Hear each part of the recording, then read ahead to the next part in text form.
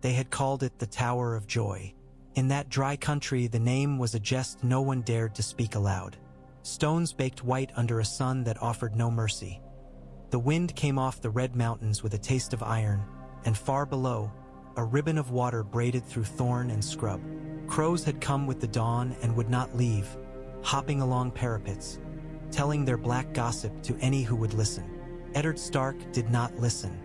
He knelt in the shade of a broken arch and washed blood from his hands. He had clutched a sword until the leather grip had worn his palms raw. He had held his friend's body, he had held his sister's, and in the end he held a child. Howland Reed stood nearby with a wet cloth like a talisman. His small eyes, mossy, watchful, never strayed far from the doorway where Ned had vanished and returned with the boy. The crannogman had a cut along his cheek that would make a scar.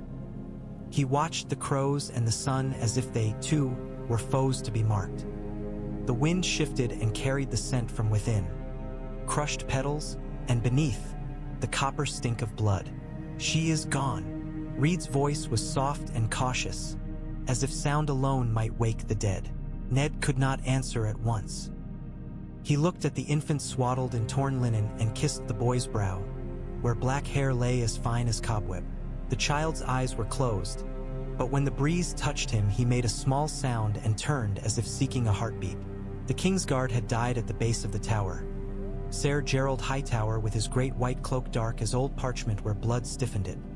Ser Oswell went with that batwing helm fallen away, and Ser Arthur Dane, the sword of the morning, lying where dawnlight touched him, as if the sword he had borne had spilled its name into the sky. Ned had bent over Dane as a man might kneel beside a fallen altar, and he had wept. He did not know if he wept more for Dane or for the promise that had just clamped around his heart with a grip no less absolute than death. The blade called Dawn lay across the fallen knight's gauntlets like starlight fused to steel. Ned had turned away.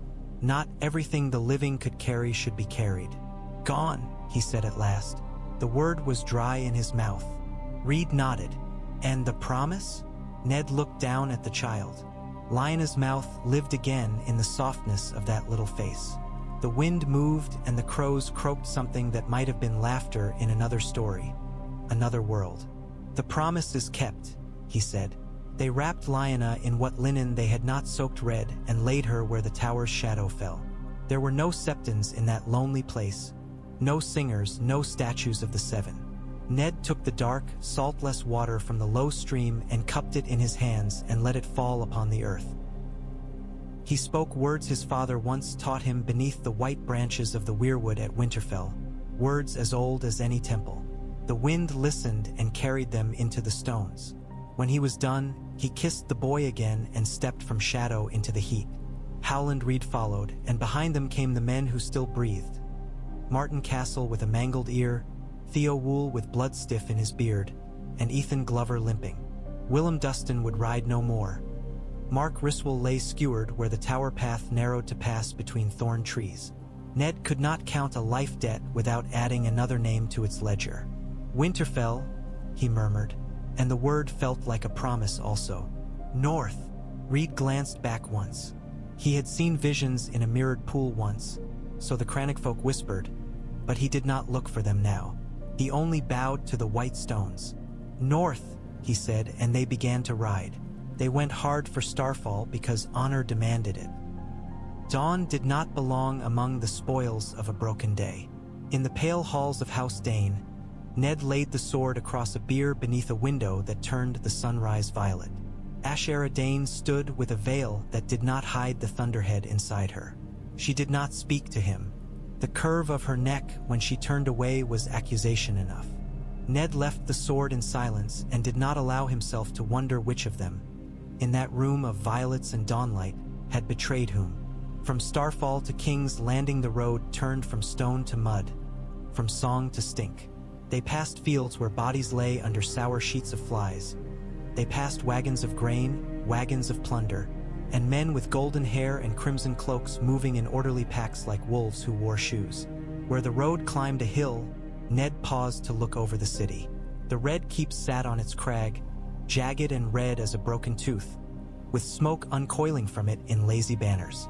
The sea beyond was blued steel. Bells tolled somewhere, not for joy, though the name of the hour demanded it. Robert met him in a chamber that had been painted with hunting scenes and then smeared by ash from a hearth too long untended. His tunic was open, his chest a map of old bruises and scars. One of them faded along his ribs where a man's hammer had once laid him low. He had lost weight in the weeks between the trident and now, and that made his laugh larger, wider, as if it needed more space to fit the room. "Ned," he said, and the word became an embrace. Then he saw the bundle in Ned's arms. The laugh failed after 2 strides, and he stopped as a stag might when scenting a spear. "What is this?" His voice was rough with drink and something older than drink. Ned told him, not everything.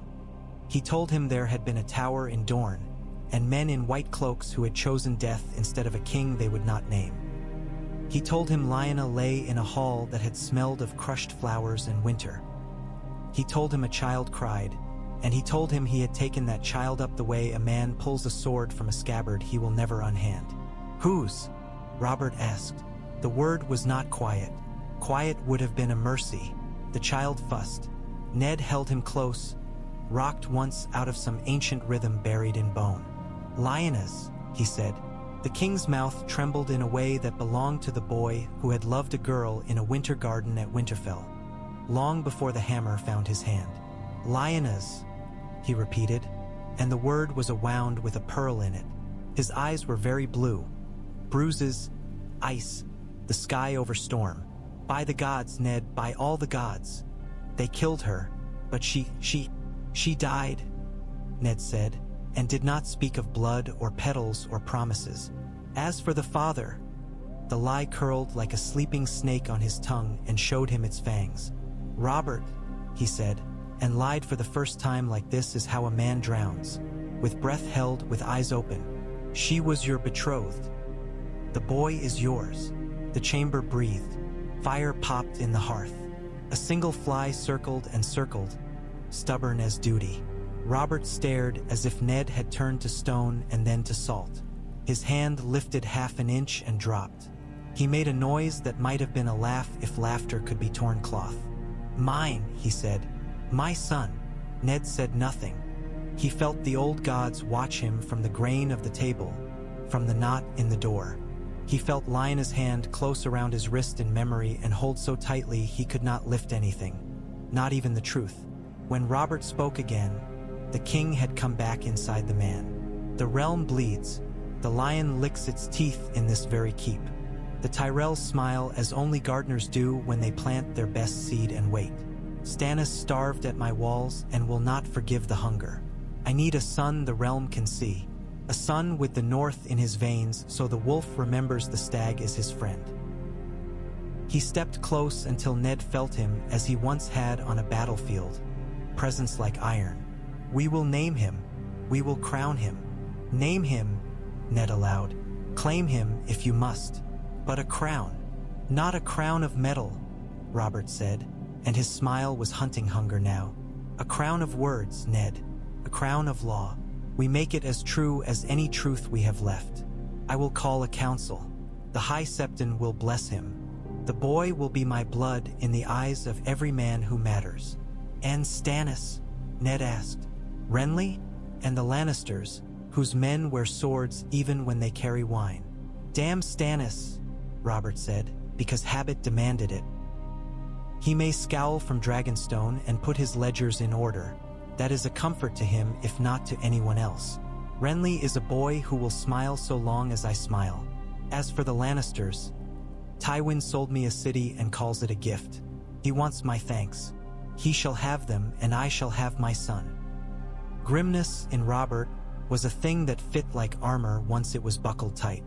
"You will stand beside me, Eddard Stark, when I proclaim him, and you will hold your tongue about what need not be said." Ned had held many things: a sword, an oath, a sister's hand, a truth. He held his tongue now and felt it turn to iron. They named the boy John in the great September of Baelor, beneath a ceiling of colored glass that melted the sunlight into jeweled pools on marble floors. The city pressed against the doors in waves, the bells speaking to the gods in low insistence. Robert stood in his green cloak with the crowned stag on his breast, and beside him the Lord of Winterfell in grey with a direwolf like hoarfrost on his chest. The High Septon's ringed fingers shook as he lifted the oil and let it drip on the infant's brow. "By the seven above us," he intoned, "and the faces beneath," a startled murmur passing like breeze among the court at the unexpected words, for Pycelle's gaze flickered to Ned with disapproval. "We anoint Jon, son of Robert, born of Lady Lyanna of House Stark." A rustle went through the septri like a hair in grass. The name was a blade and a bandage both, and men bled and healed at the sound. Tywin Lannister stood with his lids at half-mast, as if the sight bored him, and yet a muscle worked at his jaw. Beside him, his daughter wore green silk that made her eyes a brighter poison. If Cersei smiled, no one saw it. Jaime stood a few steps behind, white cloak immaculate, the hair on his head like summer wheat. He looked at the boy with an expression Ned could not read.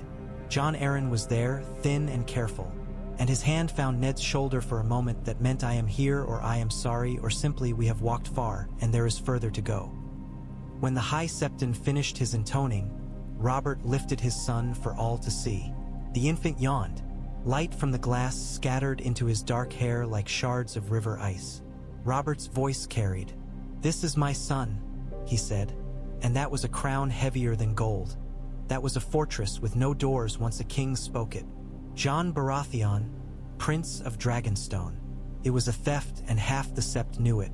Stannis Baratheon's face did not change, because nothing in it ever did when it troubled him most. He looked like a man forced to swallow a stone and being damned careful not to let it show. Renly's smile faltered only when he glanced at his brother's banded mouth. Tywin did not blink. Cersei's hands closed around her fan until the silk wrinkled. A boy became a promise to bind a slew of oaths to, a wall to build a realm upon, and a lie slid under all of it, smooth as oil, waiting, patient as winter. In the weeks that followed the naming, the city slept as cities sleep when they have been sacked and drugged with victory. The Kingsguard donned their white cloaks and took oaths they had always taken and would always take. Barristan Selmy returned to command, grave as weathered stone, and if he wondered about the infant's blood, he did it where no ear would hear. Varys padded like a pale spider through the shadows, smiling and saying nothing, which was as loud as a bell to certain ears. Littlefinger dangled compliments like coins and counted invisible debts. Pycelle muttered of precedent and the sanctity of letters patent and smiled at the king until his cheeks grew tired. Letters were drawn, he told the small council, and sealed with the great seal of the realm. By law the child is legitimate, and by tradition the title of Dragonstone goes to the heir. The king is within his rights. He looked pleased to say it, as if the words themselves were good wine. "Tradition belongs to Targaryens," Stannis said. "We are not Targaryens. We are what the king says we are," Renly said cheerfully, fanning himself beneath a window. "Today, that is a dynasty with a very small, very loud heir." Robert ignored them both. He held the boy with a gentleness Ned had not seen in him since Winterfell and Lyanna had been a name spoken without blood afterward. He would drink, yes, and chase comfort from warm bodies and hotter wine, and laugh until the tapestries shook. But when Jon cried, Robert came. "Look at him," he would say, jostling the child in arms large enough to strangle a boar. "He scowls like Stannis already. 7 hells, he's mine." And Robert would kiss that little brow as if he could seal blood to blood by force of will. Ned watched and held his silence as he had promised. What he had promised to Lyanna, and now, it seemed, to Robert as well. Catelyn came to King's Landing with a company of river knights and Tully fishermen turned guards, and the look on her face when she saw the baby in the crook of Robert's arm was as complicated as any knot Ned had learned to untie. She had known he would bring a child south. He had sent ravens in careful words that explained he could not explain. To see the boy anointed, to hear the courtiers calling him prince, to watch Robert carry him. All that the letters had not told. "Lady Catelyn," Robert boomed, kiss smashing her cheeks. "You see, we do breed strong in the north." It was a jest hammered so loudly it made everything not a jest echo twice. Catelyn lowered her head. "Your Grace," she said, and she kissed the baby's brow with lips that did not tremble only because she would not allow them to. Later, in the privacy of their lodging, she lit a candle and said, "He is the king's." She did not ask. She did not need to. "He is," Ned said, and there it was again, the snake asleep in his mouth. "He is what he must be." And the mother? Her voice did not break. Catelyn knew how to carry weight. "You know," he said, "they all know.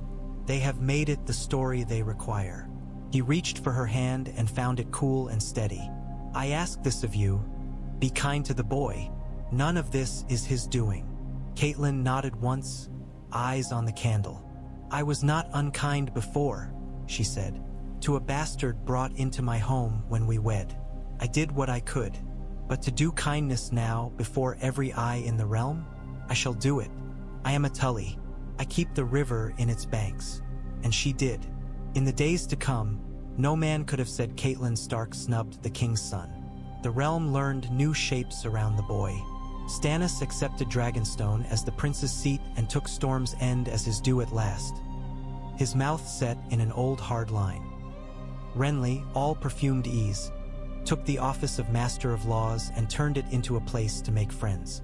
Jon Arryn stayed as hand and kept the numbers from bleeding as badly as they might otherwise have bled. Tywin Lannister returned to Casterly Rock with gold enough to build a tower to heaven and a silence that was its own art.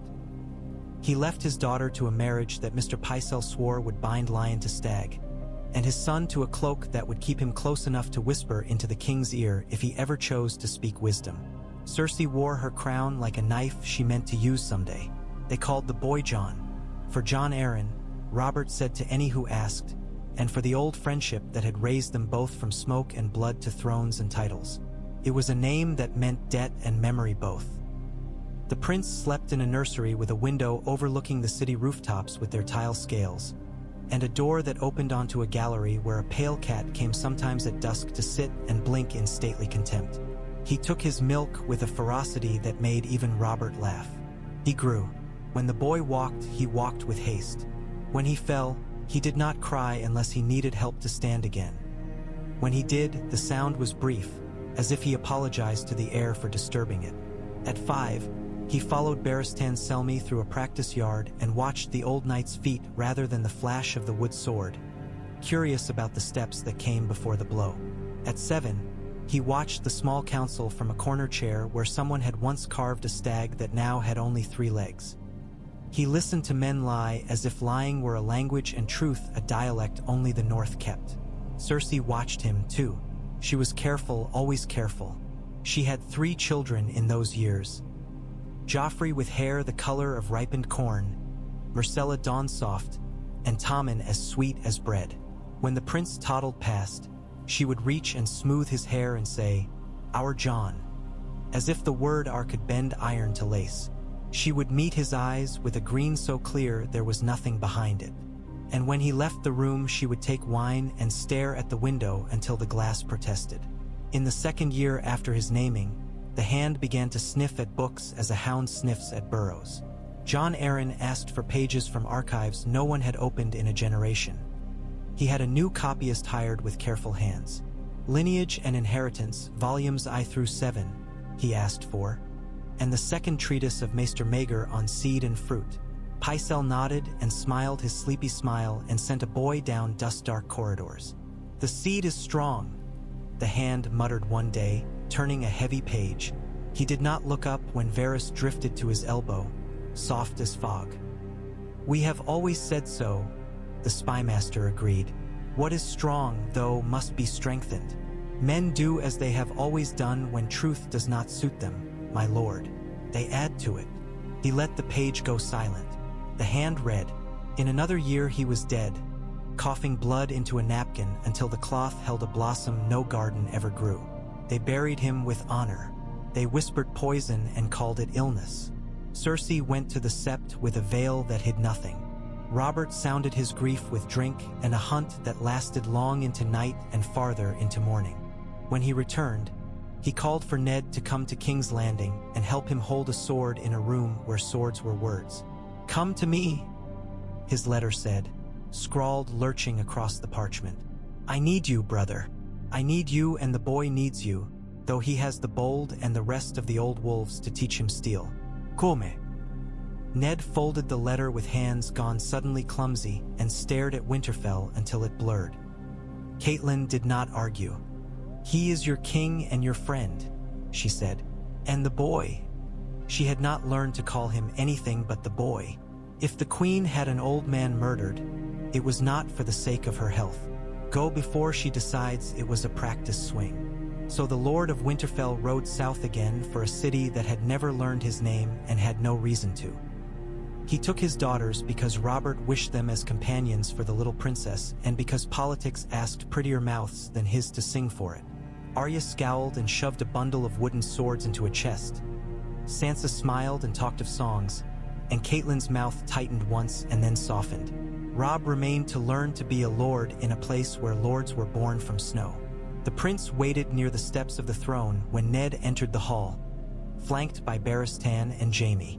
He wore no crown. He wore gray to honor his mother and a cloak of green to honor his father, and on his chest a device that had been drawn for him by a careful painter.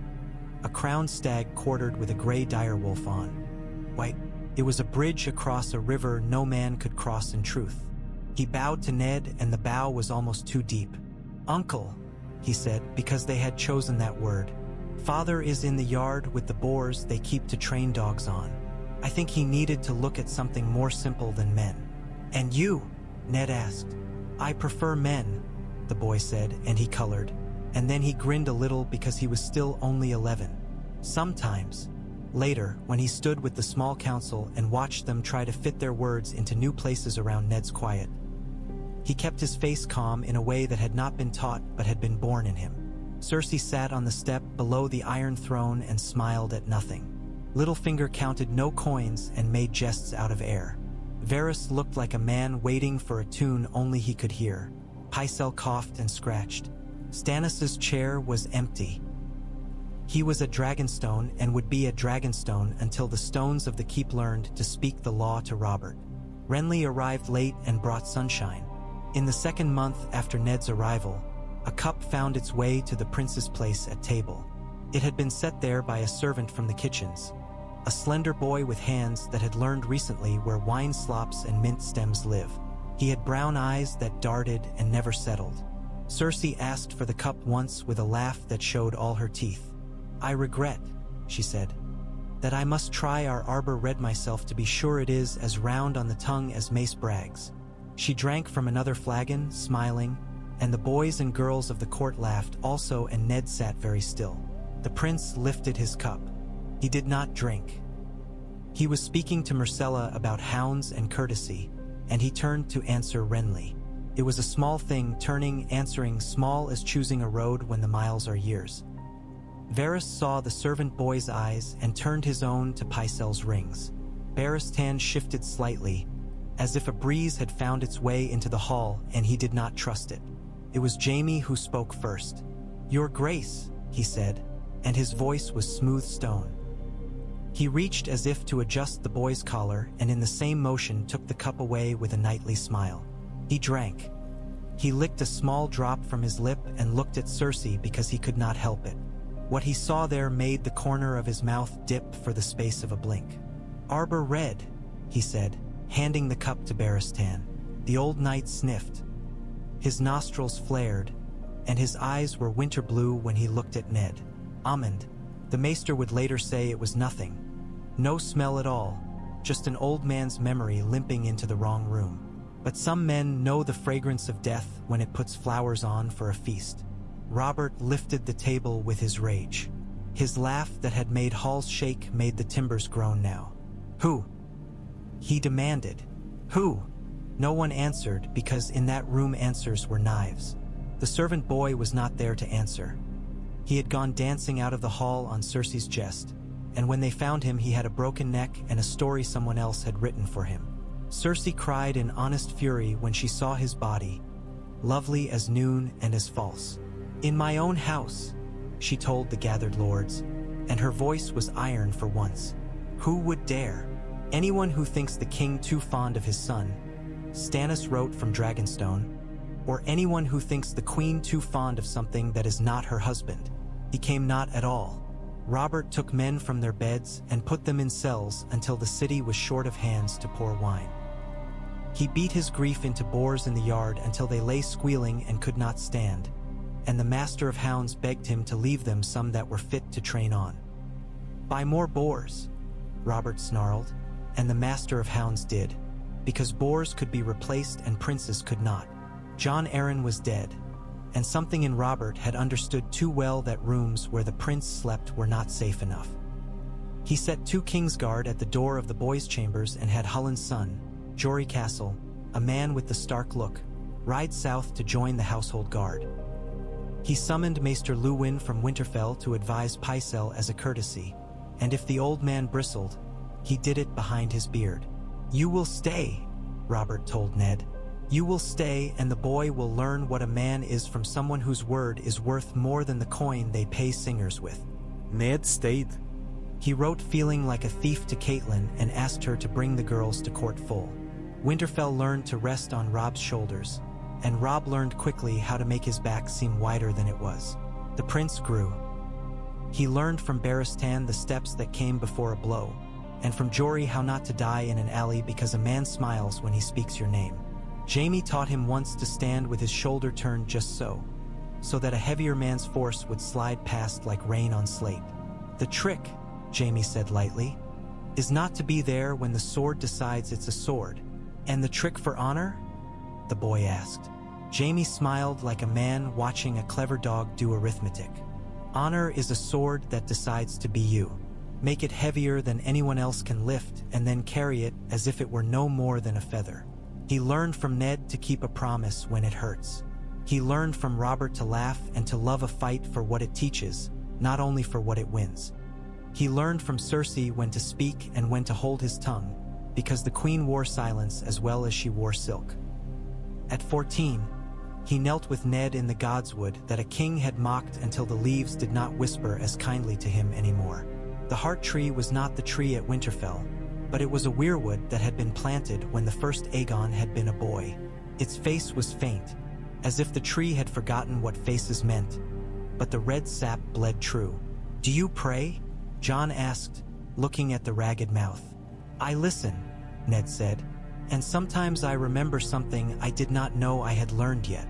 They were interrupted by Varys, who carried pink silk and apologies like an herb merchant brings rosemary for remembrance and rue for sorrow.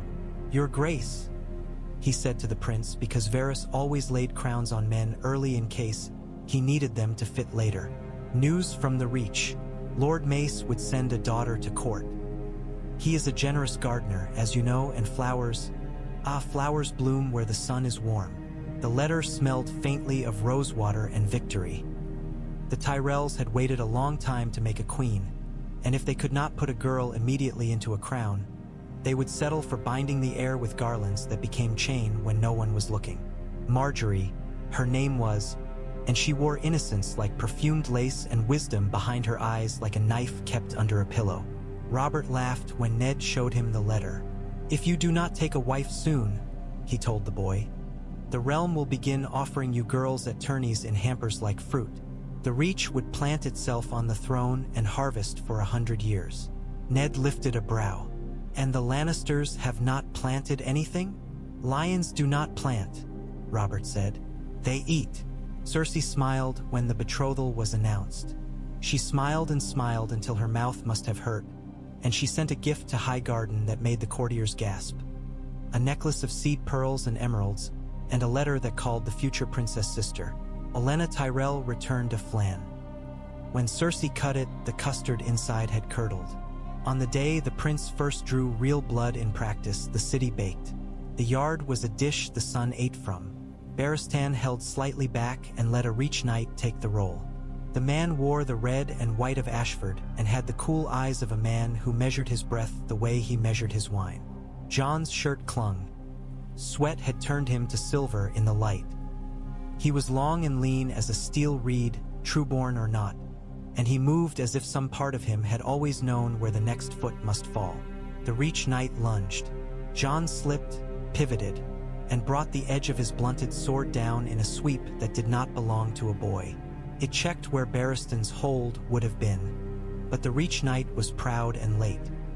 He came on, and the flat of Jon's blade took him across the jaw, opening the skin. Blood flew like a bowstring snapped in red. They stared at one another a heartbeat. Then the Reach Knight smiled. "Your Grace," he said. It was the first time he had used the title where it belonged and not as a court trick. "I yield." He turned to Barristan. "The prince has a way of making a space his own, sire." It was a fine compliment, and true besides. That evening the prince sat by a window and watched dusk make roofs into scales again. Ned stood at his shoulder. "You cannot be everywhere," Ned said. "And you cannot be everything men want you to be." "I can try," Jon said, almost a boy again. "Yes," Ned said without cruelty. "You can try." The next morning, a boar killed a man in the king's hunt. Not Robert. Not this time. The beast came too fast out of the pines. A bar of moving dusk with a tusk like a scythe, and it took a knight from the veil in the thigh. Men shouted, dogs bailed, and the prince went toward the sound with his spear. Barristan's hand caught his arm like a vice. "No," said the old knight gently. "Not you. I am not made of glass," the boy flared. "You are made of promises," Barristan said. "They break more easily." He went to meet the boar himself. The wound it left in his calf was small and clean, and he smiled when the prince bound it. "Your Grace," he said, "this is the part they do not sing about." Jon tied the knot steady and grinned. They sang about other things. They sang about the boy with limbed hair and eyes like winter blue, who could cut a man from the saddle and then help him up. They sang about his laugh, which was not his father's yet and yet was, in its joy. They sang about a prince who wore a dire wolf on his breast and remembered to send bread to the poorhouse in Flea Bottom after the last plague scare. Men made songs even when the wolves were only hounds and the bread was stale. The realm needs songs the way a hearth needs wood. Tywin Lannister did not sing. He sharpened. He took revenue from Lannisport as a man might take meat from a carcass he intends to smoke for winter. He sent men across the Golden Tooth with standards furled and a hawk's patience. He wrote Robert letters that spoke of loyalty and friendship and that were bulkier than letters had any need to be. Gold is heavy when you try to tie a ribbon around it and call it love. Cersei grew quieter. She watched the boy and smiled less. She watched Marjorie's letters arrive, full of warmth and talk of beskeps and hawking. "She writes like a girl," Cersei said to Jaime. "She is a girl," he answered, and the answer soothed nothing. "She will be queen," she added. "Unless she isn't," he murmured. The day the first Lannister outriders were sighted near the Gold Road, the king came to the practice yard himself. He wore boots that remembered blood and a grin that did not. He watched his son fence with Jory and then with the master from the free companies who had been hired to polish footwork. He clapped when the boy flowed, and when he missed a beat, his grin went wider, as if the imperfection were a proof of life. "Tywin means to measure me," Robert said afterward in the shade of an olive tree. "He thinks I am too drunk to stand long. He is not wrong, but I'll stand as long as I must." "Do not give him your temper," Ned said. "Give him your weight. You always win when you lean upon them at the right time." Robert looked up through leaves that dripped light. "And you?" "I will do what I have always done," Ned said. "What I must." They rode west with banners like broken rainbow. The north sent men with spears that had seen frost and heat both. The Riverlands marched under leaping trout and old grudges against Lannister outriders who had laughed at burning mills. The Crownlands gave men whose armor had sat too long in chests and now smelled of oil. Renly took the van because smiles look well at the front, and Stannis stayed at Dragonstone, writing letters about law and stores and numbers, because numbers win wars and no one thanks the man who counts them. The prince rode with Barristan and Jory and a ring of men whose faces were knives that had been sharpened too many times to remember what they were meant to cut. He wore mail that had seen little use and carried a sword that had. He looked at the road ahead like a man who means to speak to it and have it answer. Not far from the Golden Tooth, news came like birds. Fast, incongruent, startling. Tywin had mustered on the Red Fork, then fallen back. Gregor Clegane burned a village near Pink Maiden, then vanished like smoke in an orchard. Lannisport held the port and readied ships they would never use. The land wheeled. The king laughed. "I have missed this," he said. And the men who loved him laughed too, and the men who did not held their tongues, because a king's joy may yet kill you when it breaks. They met at a wide plain below a hill that had once held a watchtower no one kept. The grass came to a man's calf and rolled in waves when the wind moved, so you could imagine the sea if you were born too far inland to have seen it. The Lannister line was bright as a knife. The king's was less bright, more stubborn.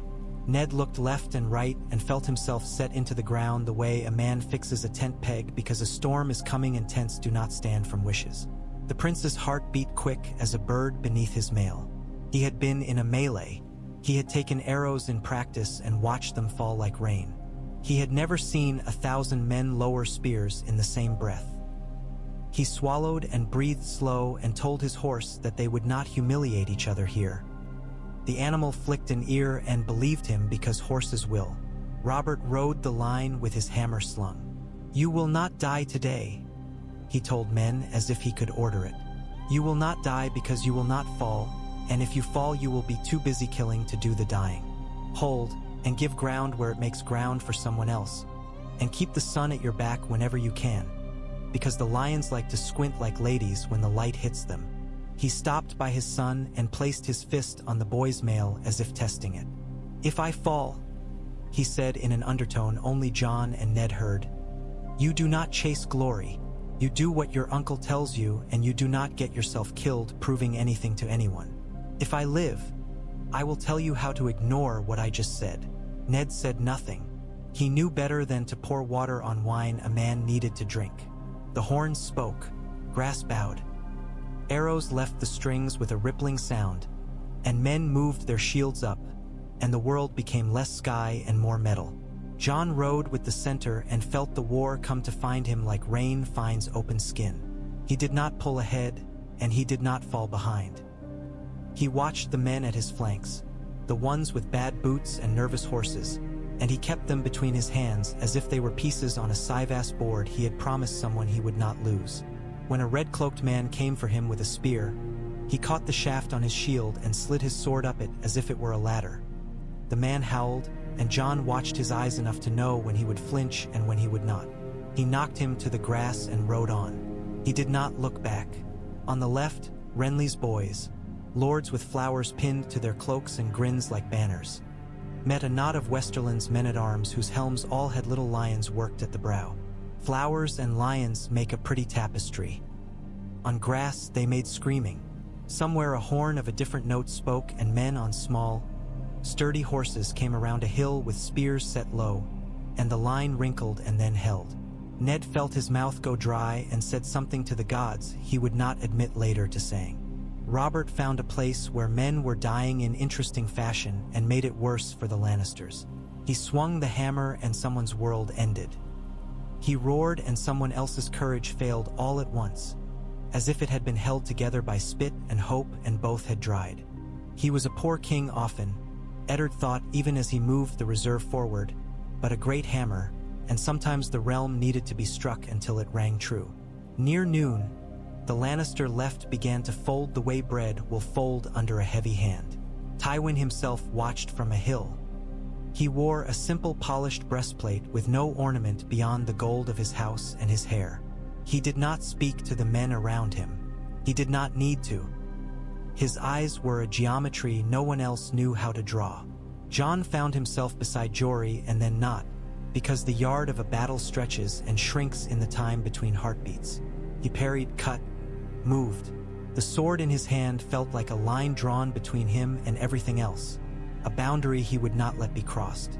A young man in crimson with a gilded rim on his shield came at him with a shout that was too brave for the size of his voice. Jon knocked the blow aside and struck him in the shoulder almost without thinking. The young man fell as if astonished. He gasped at the sky, and the sky paid him no mind. Jon reined in. His own breath felt like a furious animal in his chest. He looked down at the boy on the grass. Younger than me, he thought, and then he thought, only just. Yield, Jon said, his throat raw as if he had swallowed sand. The boy stared and then blinked and then slammed his eyes closed as if to deny something very real and unwelcome. Yield, Jon said again, and the boy gritted his teeth like a dog refusing to howl. I yield, he snapped finally. Pride cost you, but it could not always buy you. Jon spurred ahead and found Jory again. On the Lannister hill, Tywin's lips thinned. He gave an order with his hand, bare as it was, and like a cloth being drawn from a table with too many dishes on it. His right wing came away from the field, neat as a trick that has been practiced often. The retreat was at once too tidy and too sudden. The gold and crimson diminished like a thought a man had decided was not worth having allowed. Robert wanted to chase. Of course he did. He had not had this in too long. But Ned's voice came like a hand on his bridle. Not a command, never that, but the suggestion of the shape a command would have. Hold, he said. We do not run into a hall if we cannot see where it ends. We hold and we count and we breathe. Robert breathed and swore and did not chase, which might be the bravest thing he had done all day. By dusk, the field belonged to the king. It did not look like a victory. Fields seldom do afterward. It was a place where grass would grow well next year for reasons none of the farmers would sing about. The prince sat on the ground with his legs out before him and looked at his hands. They shook a little. He did not hide them. Baratheon sat beside him and loosened the strap at his calf and winced as the bruise from the boar made itself known again. You kept your men, he said. You did not let them run where your horse wished. I wanted to run, Jon admitted, chagrin and pride wrestling. Forward. I know, Baratheon said. I have seen what happens when men want that too much. I prefer what happened today. Robert came to them laughing still, and then he did something he rarely did anymore. He put a hand to his son's head and bowed his face above it, and the laugh turned to breath. By the gods, he said softly. By the old and the new. You did not shame me. I did not intend to, the boy said, bewildered by the steadiness of his own voice. Robert looked at him long enough that the moment began to frighten, and then he slapped his shoulder hard enough to set his teeth clicking. We will send for Mace to bring the girl sooner, he told Ned. I will not have Tywin thinking I do not know how to plant. A wedding will please the realm and anger the right men. It will anger the queen, Ned said. Then it will sing twice, Robert replied, and for once there was no whine in him when he spoke. They marched east with banners that did not flog the air as triumphantly as they had whipped it on the way out. The Lannisters had taken their bite and withdrawn. Tywin would write letters whose edges cut fingers. Cersei would rehearse a mask in a mirror so carefully it would be part of her face by the time she wore it in court. Jaime would stand by the throne and look at nothing at all. On the third day, a raven came to Ned's camp with a message from the wall. Cold shadows, it said in the clipped hand of the old Maester Aemon, and a wildling whisper we do not like to hear. If the king remembers his oaths, let him send men. Ned frowned into the northern wind that came slyly even here, and he took the prince aside at dusk. They walked up a hill where a hawthorn grew, as stubborn as a man who would not leave a poor place once he had laid a foundation there. The sky was clean, the moon a clipped coin. Below them campfires made cities of embers. The prince watched the wind worry the hawthorn and asked no questions, because he had learned that sometimes if you are quiet enough a man will answer them without knowing you asked. Winter is coming, Ned said, and the words out of habit became something else. Prayer, warning, truth with a knife bound to it. In time and sooner than seems right. You must remember that you are not only the son of a king and the name they call you. You are a steel that must not be needed until the pounding starts. I will remember, Jon said, and he would try. And if the pounding starts when we are looking west, you will learn to hear two drums, Ned said. One from hill, one from snow. The man who wears a crown is only a man. If you must choose between a man and the realm, you will choose the realm. If you must choose between the realm and the living, you will choose the living. He put his hand on the boy's shoulder, felt the bones under skin, the promise and the fragility that come together only in young men and fledglings. You cannot save everyone. I know, Jon said, and his voice wanted to break but did not. Not there, not then. He thought of the boy on the field in crimson and gold, yielding and breathing. He thought of Lyanna, who was only a name to him pressed into him with a birth he did not remember, and of a father who was not his father and yet was. He thought of a mother who had been winter, and a father who was storm, and wondered what that made him besides a place where seasons fought. They went down into the camp and into the heat and smells of men. The prince slept badly. He dreamed of snow drifting in a still hall where the only sound was his own breath. A woman with hair like a dark river bent over him and said nothing, and behind her an antlered beast stood with winter on its back. When he woke before dawn, the sky was the same color as an old blade, and in the east a band of copper promised day. He did not know why the dream left him hopeful and afraid both. He dressed. The camp began to wake. In King's Landing the news of the battle folded itself into gossip and grievances, into talk of dowries and boats, into the city's hungry mouth. Cersei stood in her garden and peeled a fruit with a knife, winding the skin away in a single strip. She gave the strip to a maid and did not eat the fruit. Jaime stood where the jasmine smelled thick and watched her, and for once said nothing at all.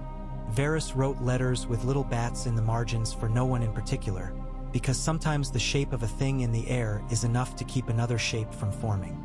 Littlefinger bought a new house by the river for a price that was less than it should have been and considered how water remembers what has been thrown into it most recently. Pycelle slept. When the king returned, he brought the smell of sweat and horse and victory with him.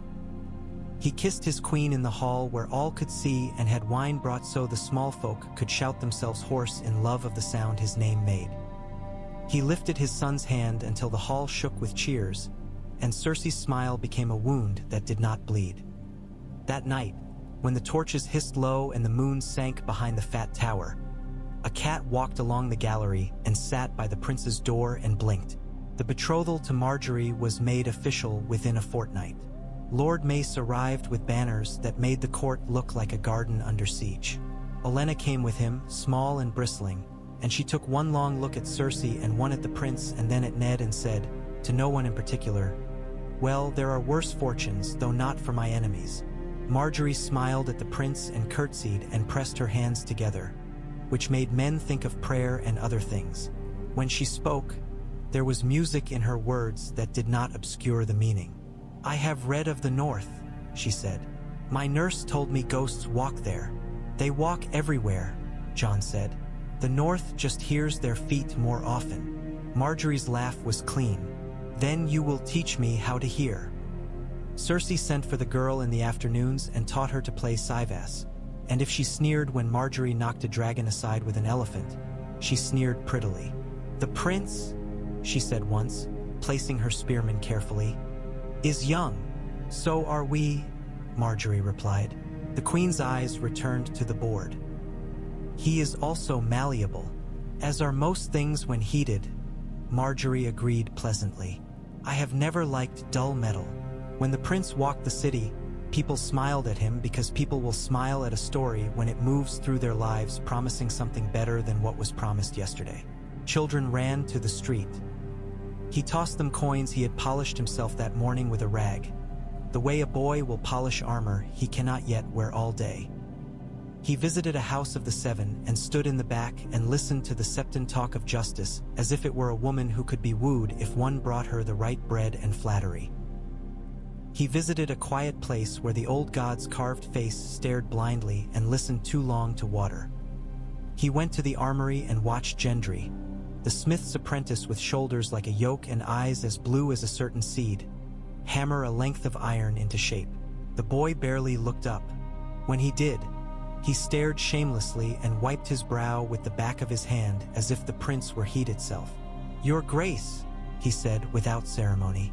Jon smiled back because he liked men who looked at work and not at clothes. "What are you making?" he asked, and Gendry shrugged without apology. "A bit of this. It will be a plow blade or a sword, I suppose, depending." "Depending on what?" Jon asked, though he knew the answer. On what the man who pays me wants it to be, Gendry said. On the weather, on the iron, on how many mouths the man's got at home, on whether a lord decides he wants a bit more land this year. He swung the hammer.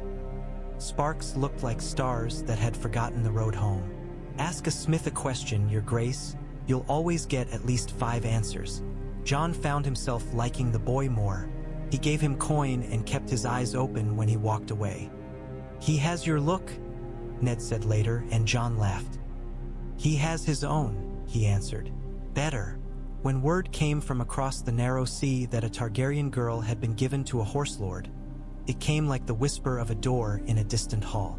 Robert snarled and then grew quiet, and then prowled the map room at night with a flagon and firelight crawling over his knuckles. Would you, he asked Ned once, have me send knives for a girl? Ned's answer was as swift as summer rain. No. But would you have me ignore that she breathes? Robert's voice was a scrape. Her brother is a fool made out of hunger and spite, and yet the world breaks for fools sometimes, when they fall the right way. He drank. I will not have this throne become a thing other men think they can move like a chair. We have enough enemies we can see, Ned said. Let the sea hold that one a while longer. We are busy. Robert laughed without joy. We are always busy. He looked at his son, asleep on a settle, a book fallen across his chest. He reached and drew the blanket up more securely. We will be busier, he said softly, and there was something like pride in it and something like fear. The two together made a sound a man hears only when he has to decide what part of himself to leave behind to win what is ahead. The year turned. Ravens flew with news that mattered and much that did not.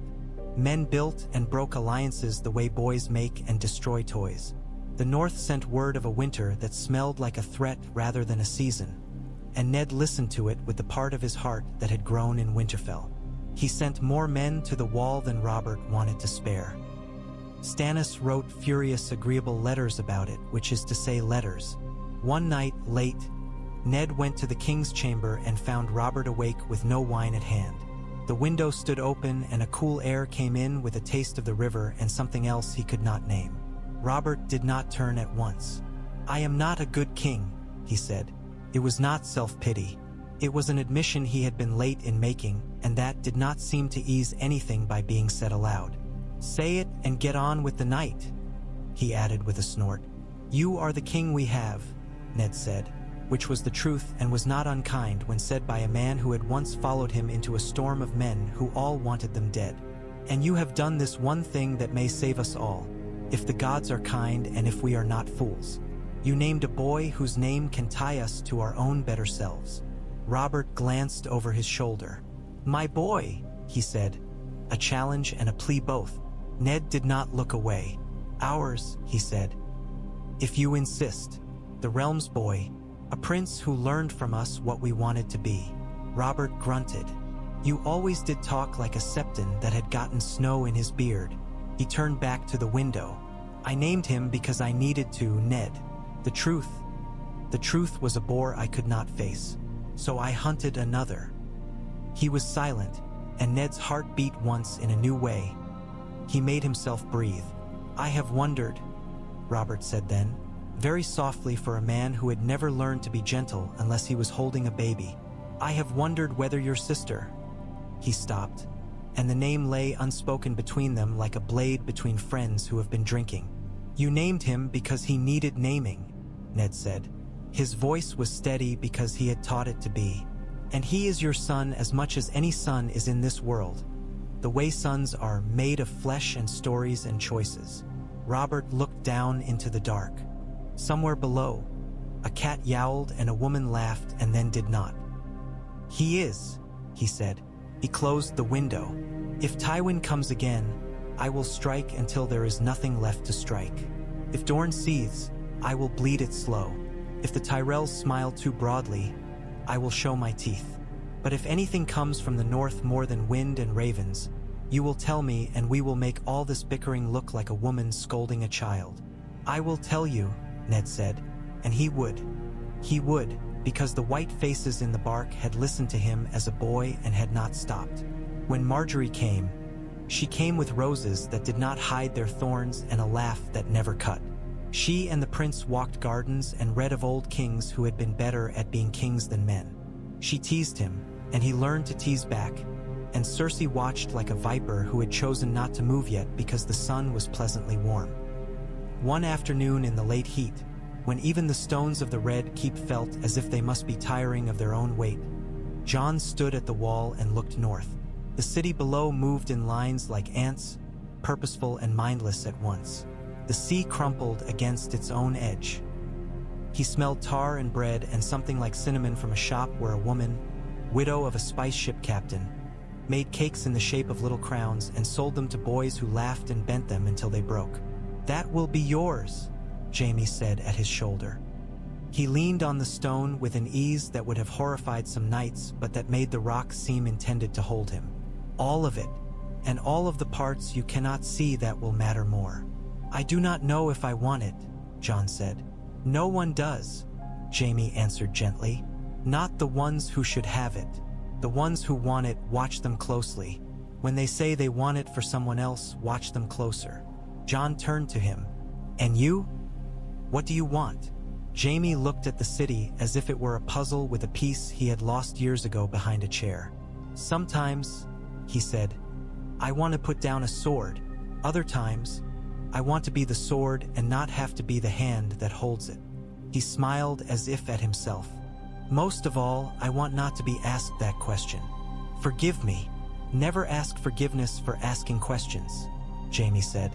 "Only for not listening to the answers." His eyes flicked to the north. "Your uncle writes. The wall writes. The old things write. They do not use ink." He straightened. "Learn to read it all, your grace." He paused and shook his head, as if marveling at the strangeness of what he was doing. "And wear this like armor," he added, almost grinning. "Everything else they will try to hang on you. This part you choose." Jon chose to breathe. He watched a gull swoop and turn and argued with himself about whether a bird knew more of freedom than a prince did. The sun drew a mean line along the parapet and the wind took his hair and tossed it. He felt, for an instant, alive in a way that frightened him. Not because it might end, but because it might require everything he was to keep it that way. That night, as the heat bled out of the stones, a boy in Lannister colors pressed a letter into Cersei's hand from her father. She read. She smiled once in a way that might have been mistaken for grief by a man who could not read. And then she burned the letter and watched the curl of ash fall into her lap like snow. She did not brush it away. In the north, wolves ran under a moon that had turned thin and hard. Benjen Stark stood on the wall and watched something in the trees that did not wish to be watched. He sent a raven and then another when the first did not make him feel less like a man standing with his toes over a cliff looking down at fog that hated him. "Winter," he wrote with a blunt quill, because the ink froze a little when he tried to make it prettier. "Winter is coming sooner. We will want men and fire and law. Men and fire and law." The realm had them, some of each, not enough of any. It had a king who remembered how to swing a hammer and a hand who remembered how to stand still. A queen who could wear a smile like a veil and a prince who looked north when others looked to the next feast. It had a lie lodged in its throat like a fishbone and a truth carved into the old wood in the gods' woods. It had a girl with roses and thorns. It had a lion sharpening his silence and a spider spinning a web no one else could see the ends of. And it had a promise, made in a room that had smelled of crushed petals and blood, that moved through all of it like a river below ground, working at the roots of things, changing them without noise. When the wind came at last with a taste of iron on it that did not belong only to rust or blood or coins, Jon stood again at the wall of the Red Keep and did not mistake it for weather.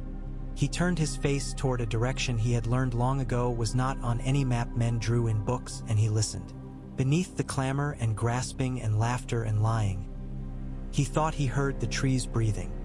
He thought he heard a woman's voice saying his name as if it were a secret, and a man's laugh that was a battle cry and a homecoming. He closed his eyes. He opened them. He went to his father and to his uncle and to his queen and to the girl with the roses. He went to the men with secret smiles and the men whose virtue was a stick they beat others with. He went to the table where the maps lived, and he learned to put his hands on them as if they were living things that needed calming. He went to the yard with Baratheon and took a blow that left a bruise and did not show him his weakness so much as his edges. When he slept, he dreamed of snow again. When he woke, he looked west at the hills where a lion looked back, and east at the sea where dragons were a rumor, and north at the line of the world where the sky's lip touched ice. And he told himself what boys tell themselves when a man's life blows toward them like a great dark wind. I will not break, he thought, and felt the lie in it and the truth both. I will bend. I will hold. I will be the place where winter meets storm, and both become something that does not consume, only warns. I will be my father's son. I will be my father's son. He did not know yet what that would mean. He set himself to learn. Outside, the bells of the city began to ring for no reason anyone could agree upon. In the gods' wood the leaves turned quietly, red as the living blood of a tree, old as any story the realm had ever found worth telling twice.